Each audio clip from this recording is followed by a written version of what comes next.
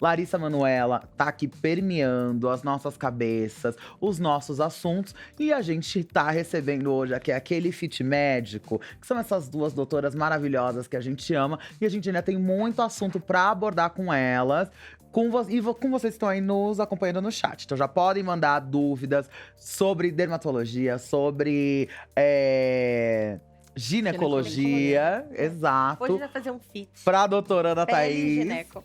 Vou fazer um fit de pele e gineco, porque eu quero já começar fazendo uma primeira pergunta que tem a ver também com o caso Larissa Manoela. Porque a gente tem aqui, a gente quer saber qual a influência dos hormônios na pele e na nossa pele e como eles, e se eles vão dar mais acne ou não. Então, tipo, estresse. Imagina, a Larissa Manoela hoje, ela acordou como? Acordou toda empipocada ou não? Existia a possibilidade dela acordar empipocadíssima ou não, hein, doutora Mona? Existe sim. Os hormônios do estresse, o cortisol é um hormônio inflamatório.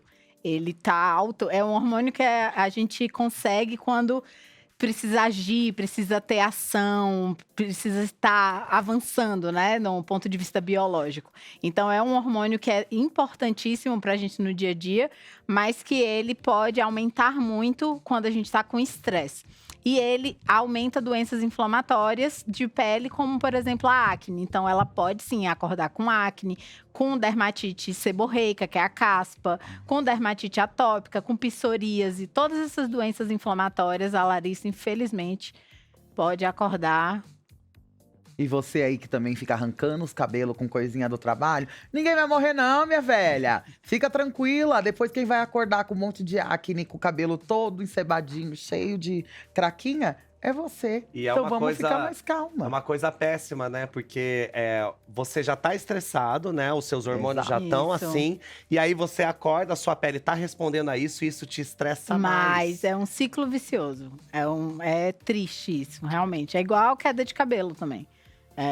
O estresse causa queda de cabelo, a queda de cabelo gera um estresse psicológico gigantesco na pessoa. E aí, para quebrar esse ciclo, é super importante que a gente quebre o ciclo, né? Então, nesse caso, também dá para dizer que a dermatologia e a psicologia, elas podem trabalhar juntas quando é um caso de estresse. Com assim, certeza, com certeza. Tem uma área da dermatologia que são as dermatospsicoses, que são doenças junto com doenças psiquiátricas e psicológicas. Gente, que interessante. Porque eu sempre ouvi falar de que era uma ligação hormonal, mas eu sempre ligava isso só à adolescência. Esse momento que é a bomba de hormônio, que tudo tá acontecendo, essas mudanças. Mas pelo jeito não. Assim, até quando a gente fala de acne adulta, ela pode estar ligada também ao estresse, então. Exatamente. Ela pode estar ligada, ela pode ser agravada. Ela não é causada pelo estresse, a acne adulta não é causada pelo estresse, mas ela pode ser agravada ou melhorada com o controle do estresse. É um dos intermediários. Mas claro que por que ela não é causada? Porque os hormônios principais para a acne adulta são os hormônios sexuais, que são os hormônios femininos e os hormônios masculinos. O hormônio do estresse é outro tipo de hormônio. Então, ele entra ali meio que para bagunçar o sistema, mas o que realmente interessa para o fenômeno acne são os hormônios sexuais. Por isso que na adolescência, que é um período que os hormônios estão se aflorando, que os níveis desses hormônios estão sendo regulados realmente no organismo da pessoa, a acne é uma das principais doenças que aparecem no adolescente. Então, quando falam que transar faz bem pra pele… Faz. Eita. Pelo que eu tô entendendo. Não, é que se tem ligação com os hormônios sexuais, eu entendo que, dependendo de como você for… Não, aí é do hormônio de estresse. Aí não é nem pelo hormônio sexual, é pelo hormônio do prazer. Dependendo de quem você transa, às vezes te estressa mais do que… acordar com o rosto todo empipocado no dia seguinte. Aí tem que ver, né? Então é por isso que os anticoncepcionais e a gravidez também interferem, né? Podem interferir nisso. Ou não. Aí já é falácia, doutora Ana Então, Thaís. anticoncepcional… Porque a grande maioria dos anticoncepcionais tem 2 hormônios, estrogênio e progesterona. Quem desses 2 aqui altera a pele é a progesterona, porque ela tem a mesma família molecular da testosterona, que é um outro hormônio que altera e tem muito impacto na pele. Então, desses dois hormônios da pílula anticoncepcional, é a progesterona que tem impacto na pele. E aí, por que existem tantos anticoncepcionais para vender? Porque eles têm muitas progesteronas diferentes. Então, a gente tem anticoncepcionais que que podem levar a uma melhora da pele. Então, todo mundo sabe, não vou falar o nome comercial deles aqui, mas tem várias pílulas que esse é usado para melhorar a pele. E tem outros que têm outras ações, outros usos, porque diminui o sangramento e tudo mais, que pode dar uma piorada na pele. Então, dependendo da progesterona que a gente tem na pílula, a gente vai ter uma melhora ou não da pele. A gestação deixa a pele plena. Maravilha, uma maravilha. E o cabelo cresce e se multiplica, e elas ficam cabeludas e para de cair. Então, queda de cabelo não é algo comum na gravidez? É no pós-parto. Olha São 4 meses pós-parto. Mulher. Tem. Como é que chama? Eflúvio. Isso. E cai tudo. E fica careca, com aqueles pedaços, assim, entrada. É um horror, é um caos, é um pânico, um terror. 4 meses depois do parto. Porque é um momento de estresse. Quem diria que ter um filho E não precisa nem ser um parto normal, que você ficou lá 20 horas de trabalho de parto. Não. Qualquer parto. Mas isso tá ligado ao parto ou tá ligado ao estresse que a pessoa Ao estresse hormonal que ela passa, as oscilações hormonais que ela passa no nascimento. É uma mudança muito brusca hormonal. Imagine. O corpo tá de um jeito e de repente… Você tava num padrão hormonal Isso. e do nada você mudou para outro completamente diferente. E você começa a produzir leite, parar de dormir, não consegue comer, porque todo mundo que já teve contato com alguém que tem um neném recém-nascido até 3, 4 meses a vida é um caos, pânico, terror. Então, melhora, viu? Não tenho filhos por causa disso, não. Melhora depois. Mas é isso. Para de comer, para de dormir. Exatamente. É um monte de estresse, adicionado estresse hormonal, o cabelo cai todo. É horrível. Mas depois volta, tá? Depois as pessoas voltam a ter o cabelo. O eflúvio Vai ao passageiro. Vão ao dermatologista, porque tem os tricologistas, que são os dermatologistas que cuidam de cabelo. Eles salvaram a minha vida, porque o cabelo também caiu todo. Então, ele tá crescendinho. Então, tá enorme, cheio. Tem cheio de cabelinho gente, novo. tá vendo, Caê? A gente tem… Tem salvação, Sim. tem. Que Tem que ir coisa- pro dermato. Sim. Mas depende do motivo. Depende do motivo. O cabelo. meu foi um eflúvio por estresse também. Ele caiu todo e depois voltou, porque, né, não é testosterona. Aí a testosterona também. Aí pode falar. Era essa mais pergunta que eu você. queria fazer. O quanto a testosterona…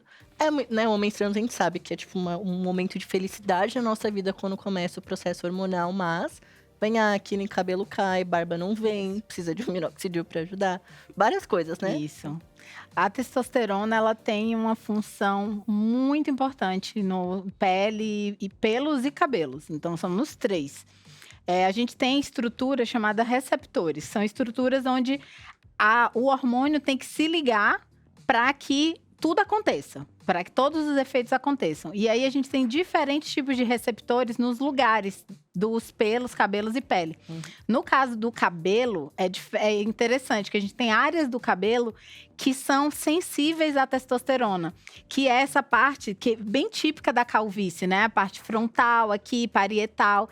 Essa região, quando tem contato com a testosterona, causa um afinamento, uma queda, uma progressão para uma alopécia, para uma queda de cabelo. É muito curioso isso, né? Que são as entradas. Aqui atrás eu faço meu risquinho toda semana, dá 3 dias já cresceu. Exatamente, porque essa região é uma região que tem receptores independentes da testosterona. Sim. Eles não são insensíveis. Pode vir a testosterona que for, não vai mudar. Por isso que a maioria dos calvos, às vezes, é bem calvo, mas tem o cabelinho aqui atrás, mantido.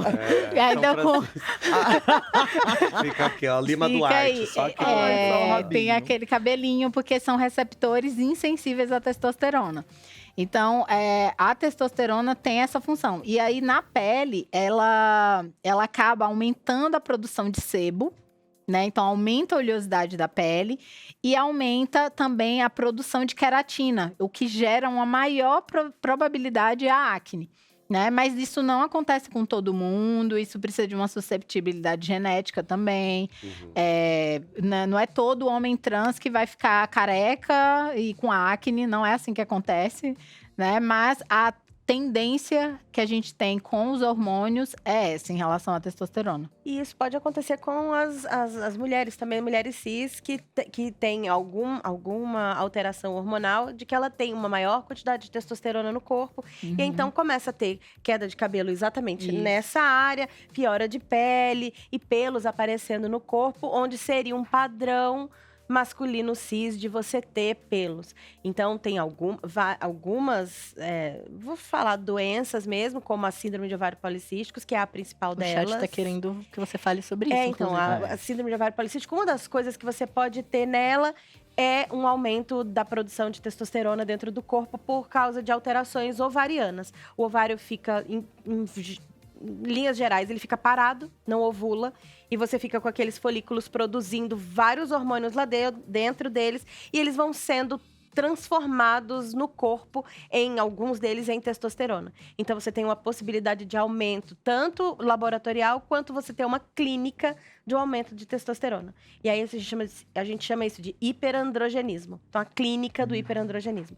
Pelos, então, né, padrão de pilificação fora do padrão feminino cis, queda de cabelo e piora de pele.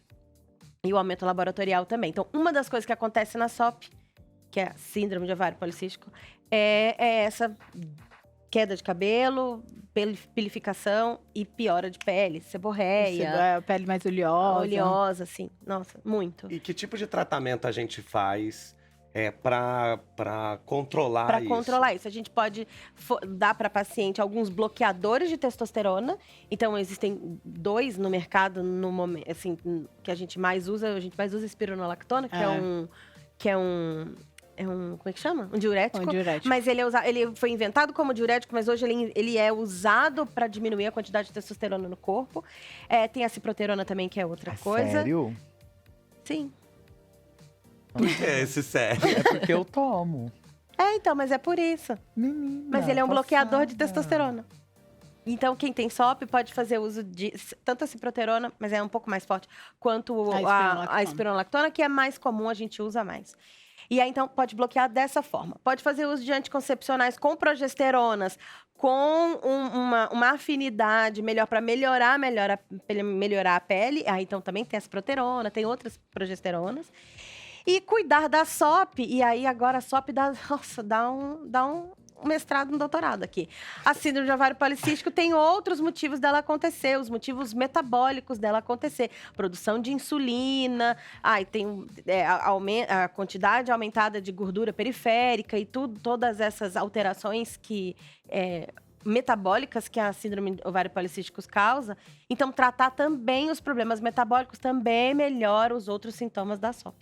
Então, sintomas iniciais da SOP é nunca menstruar ou menstruar 3 vezes por ano, 4 vezes por ano, ter alterações clínicas ou laboratoriais do aumento da testosterona e as imagens no ovário. E aí as pessoas falam, nossa, mas eu tenho cisto no ovário, Não é qualquer cisto de ovário. Existe um padrão bem descrito de cistos ovarianos para que isso seja considerado síndrome de ovário policístico. A síndrome de ovário policístico é uma síndrome. E síndrome significa coleção de sintomas. Tem uma pergunta muito legal no chat, eu imagino que seja de uma pessoa trans masculina, um homem trans. E as pessoas que têm SOP e tomam a testosterona, o que pode agravar nelas? Nada, ela vai fazer uso da testosterona porque ela quer. Tá. Então, ela vai ter os efeitos que a testosterona vai causar nela. E aí, a SOP dela vai ficar ali parada, porque não tem, esse ovário vai ficar parado por causa da testosterona. Você vê que quem tem SOP tem aumento de testosterona porque o ovário fica parado. Quando você faz testosterona, o ovário também fica parado. Ele bloqueia. Interessante. Uma pessoa mandou ali, a Gabriela mandou. A partir de quantos dias o ciclo menstrual pode ser anormal, já que a gente tá falando do SOP também? Depende do que é normal para você. Toda pessoa que menstrua tem um padrão próprio de menstruação. E aí, se você sair do seu padrão, é que você é considerado alterado. Mas aí existe o que é considerado normal também. Então, entre 21 e 35 dias de ciclo, né? Que é o primeiro dia da menstruação até o primeiro dia da próxima, isso é considerado normal. E você percebe que você está tendo alteração de ciclo quando altera mais de 5 dias para atraso ou mais de 5 dias para antecipação da sua menstruação. Mas isso precisa ser um padrão recorrente num período de tempo. Ah, eu tive um ciclo que atrasou e depois voltou ao normal. Isso não é ovário policístico. Então, você ter alterações de ciclo menstrual é um padrão. Você precisa de um padrão para o médico falar, sua menstruação realmente no último ano alterou, vamos procurar o que é. Porque daí tem outros sintomas, tem outras coisas, pode estar perto da menopausa, tem milhares de outras coisas que podem alterar o ciclo. Inclusive, estresse, condições de vida, o capitalismo pode alterar, sim, nosso padrão. Quem diria? Nunca pensamos no O capitalismo capitalismo. está separando pais e filhos? Não é? O que dirá atrasar ou dirá? adiantar a sua menstruação? Opa. Então, você precisa de um padrão. E a síndrome de ovário policístico é um diagnóstico. Então, não é só porque eu atrasei minha menstruação e estou atrasando, é por isso, então eu tenho SOP. Não. Porque tudo, hoje em dia, falam que é SOP, Que é SOP? né? Não. Tudo. Tudo. Tá com um pelinho a mais, SOP. SOP. E não é assim. Pego muito no consultório isso. Uhum. Nossa, Tem o SOP, tem o demais. SOP. Eu ia até te perguntar isso, porque tem gente que chega pra você achando que a questão é muito rasa.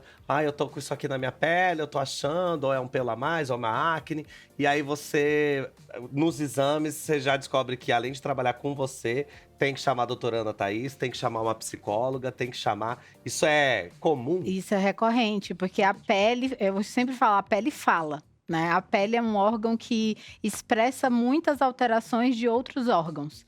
Então, problemas intestinais, problemas ginecológicos, problemas psicológicos, eles podem muito estar renais, eles podem aparecer na pele. Até mesmo metabólicos do fígado, você pode ficar amarelo.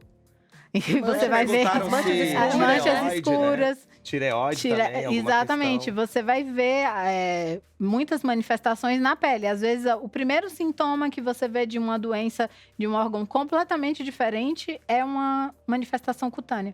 Eu descobri uma vez que eu tava com problema intestinal por causa da minha boca. Eu tinha ido na dermato por ir, assim, pra ver o rosto e tudo mais, aquela coisa.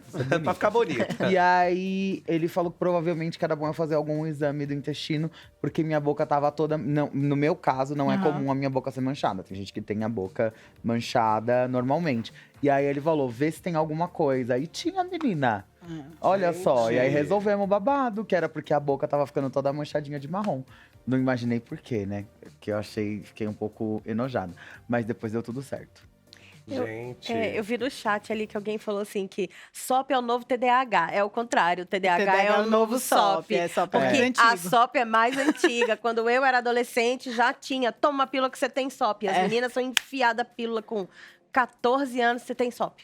Exato. Vai lá. Isso é verdade. Eu lembro Então, a minha irmã que começou adolescente também, que foi a primeira pessoa que eu ouvi falando disso, e ela tomou anticoncepcional por 15 anos, até o dia que uma dermatologista falou assim: Eu acho que alguém. Você acreditou no que te falaram lá atrás, você fica procurando, mas vamos fazer outros exames. E pôde parar de tomar. Um negócio que. É porque, na verdade, eu acho que eles juntam a fome com a vontade de comer, sabe? Você tem 14 anos, vai começar a Também acho ter uma vida sexual ativa, Já pra não bota. falar outra coisa. Então, você já enfia logo um anticoncepcional, já fica controlada, não tem TPM, não sangra muito, a pele fica boa, cala a boca e vai embora. Doutora, agora uma dúvida que veio na sexta aqui, né? Que a gente tava com o Roberto falando sobre gestação e tudo mais. E aí ele contou que no caso dele e da Érica, a gravidez do Noah foi planejada, ele parou a ter, engravidou. Mas a gente sabe que tem meninos que acabam engravidando tomando a testosterona. Aí a gente ficou, o que acontece? Engravidei, não sabia, né? Não tinha parado a testosterona. Paro imediatamente a testosterona? Para imediatamente a testosterona. Tá. O problema é, se você tomou a trimestral e engravidou, vai ter testosterona. E aí, em teoria, tem alteração embrionária por causa da testosterona. Então ela pode interferir, sim. Que alterações são essas? Que pode acontecer? Fala as mais leves, viu? Pelo amor de Deus. Pro horário, né? Vou falar de forma bem geral, É tá? segunda-feira. Peraí, vamos uma forma segunda-feira. bem geral. Os embriões são todos iguais até o início da produção da testosterona, que se dá com 50 dias. É O que bem você no falar, a gente início vai da acreditar. evolução do embrião. quando você começa a ter a produção de testosterona. E aí, então, a formação do broto genital do embrião faz masculino cis, ou então ele segue feminino cis. Então, se você tem a testosterona que entra dentro desse conjunto aqui, ela pode sim mudar a evolução do broto embrionário, do broto genital embrionário. Porém, a placenta é uma grande protetora deste embrião. Ela é muito seletiva com as coisas que ela deixa passar para lá ou não deixa passar para lá. Entende? Então, existem muitos estudos querendo tentando induzir parto, adiantar parto, dando hormônio para a mãe para poder saber se isso desencadeia. A placenta não deixa passar nada, só vai acontecer na hora que ela permitir. Então, na teoria, você pode sim ter alteração de broto genital embrionário pela presença da testosterona exógena, de fora para dentro. Então, na teoria, sim, mas depende do que essa placenta vai selecionar de passagem para cá e os metabólitos que vão vir ou não. Então, tem que parar a testo na hora, porque, em teoria, altera sim.